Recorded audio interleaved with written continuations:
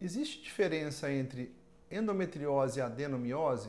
Para quem não me conhece, eu sou o Dr. Luiz Eduardo Campos de Carvalho, médico especialista em infertilidade e reprodução humana, e vou falar para vocês um pouquinho sobre essa diferença.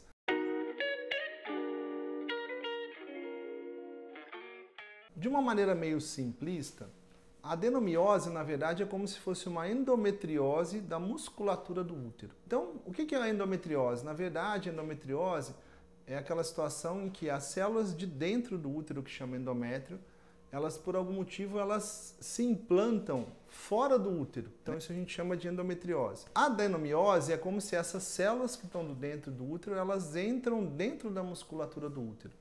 E por incrível que pareça, a adenomiose, às vezes, ela é até mais comum em mulheres que já tiveram filhos, eventualmente que tiveram 1 ou 2 partos. Sabe muito bem, né, que algumas mulheres desenvolvem adenomiose e outras não, mas é como se as células de dentro do endométrio, da parte de dentro do útero, elas infiltram a musculatura do útero. A adenomiose, geralmente ela está associada a quê? Aquela mulher que tem um fluxo muito intenso, ou seja, de repente ela tinha um padrão de menstrual, de repente ela começa a ter um fluxo menstrual muito intenso, cólica muito forte. Quando a gente faz geralmente um ultrassom, a gente percebe um aumento do volume do útero, ou seja, um útero que ele fica mais globoso, que a gente fala, ou seja, ele tem um aumento da musculatura por conta dessa infiltração das células do endométrio dentro da musculatura do útero. A adenomiose, na verdade, ela também tem mulheres que podem ter adenomiose mesmo sem ter engravidado e também ser uma causa de infertilidade. Então, de uma maneira geral, a gente percebe que tanto a endometriose como a adenomiose, elas são doenças que podem estar associadas à infertilidade.